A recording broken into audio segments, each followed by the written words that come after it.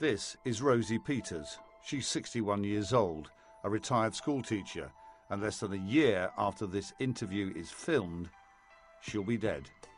I don't want to bear any resentment or anger because I don't think that is productive. It's not good. It eats away at you. So I try not to think that. But I'm sad that people are so unaware of it. But what kills Rosie Peters? Well, we're going to discover in this film that what causes her death can still be found in 90% of schools in the southeast. It's asbestos, and we'll hear claims that the government still isn't doing enough to tackle this silent killer. In 2009, Inside Out discovered that asbestos was present in nearly all the primary and secondary schools in Kent, Sussex and Medway. I've taken a dust sample from the bottom of that cupboard, and that's where we've seen the andesite fibres on the microscope. The concern wasn't from the asbestos itself, that can be found in many buildings. It was how it was being managed.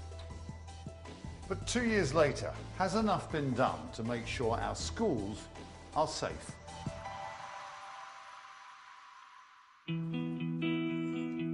Rosie Peters worked at schools across the southeast for 40 years. She had to take early retirement after being diagnosed with mesothelioma, a lung disease that was identified as being caused by asbestos in schools.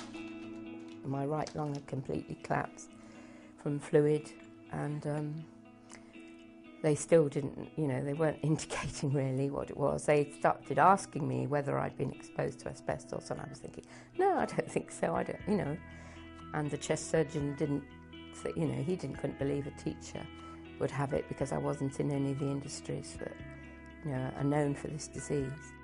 Rosie isn't the only victim. Research shows that one teacher per month is dying from asbestos exposure in the UK, and it's stories like theirs that Inside Out highlighted 2 years ago that prompted the Health and Safety Executive to promise to act. So, what did they do? Well, they issued a questionnaire. It went to all local authorities in England and asked if schools knew where asbestos was and how to manage it. But Christine Blower of the National Union of Teachers claims that wasn't good enough. It's hard to see how you can base your response on a questionnaire when the responses may have been from someone who didn't really understand the situation, where there is the possibility that some of the answers might have been misleading or inaccurate.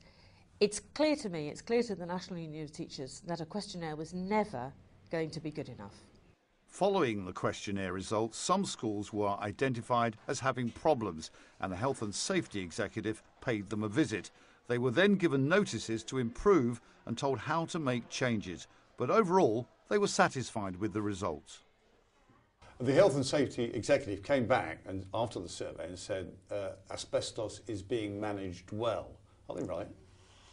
Well, I don't see how they're in a position to be able to say that on the basis of the responses to the survey and the fact that they simply haven't done enough inspections. In fact, the National Union of Teachers was so concerned that they worked with a private company that were organising their own school visits.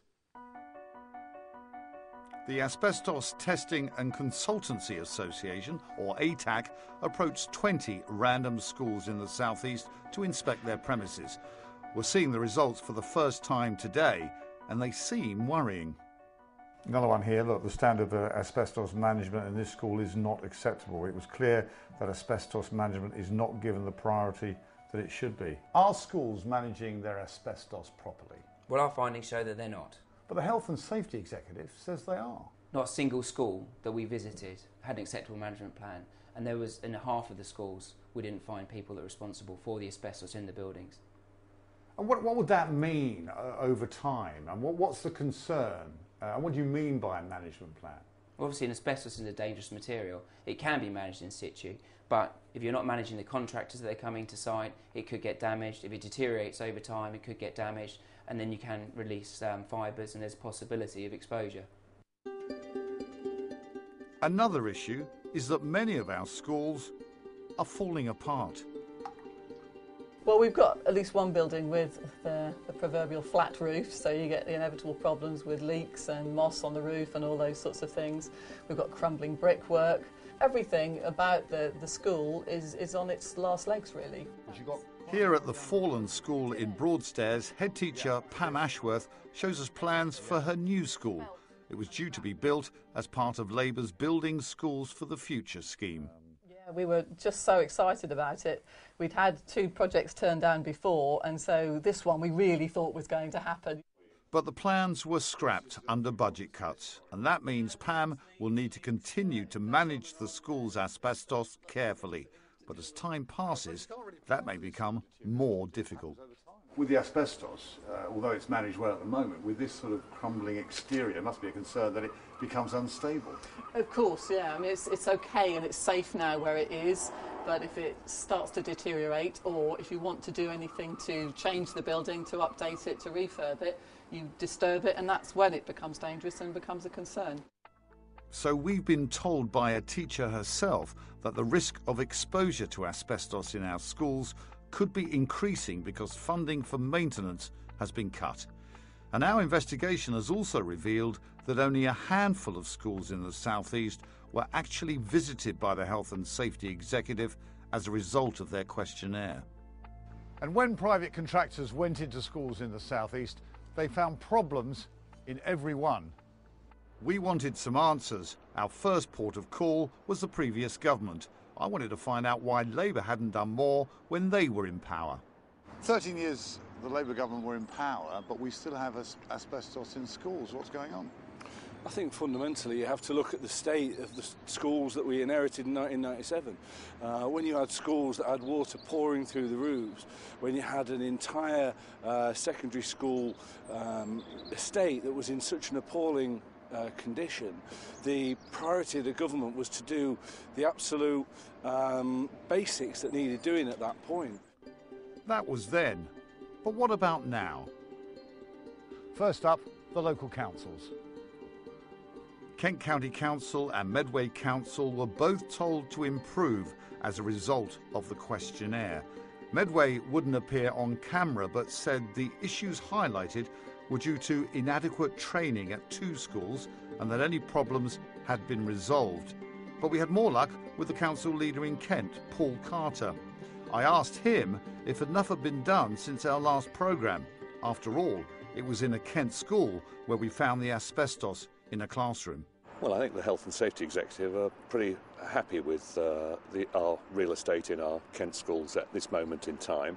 I mean, obviously the Building Schools of the Future programme that was cancelled has withdrawn a significant number of large secondary schools that have got asbestos-related issues, but they're being managed appropriately and don't pose a risk to pupils or staff working within those schools. We've been talking to experts who've been around schools. They visited 20 on spec and didn't find a single one of those schools had a proper management plan in process. Well, I'd like to test that with our property division.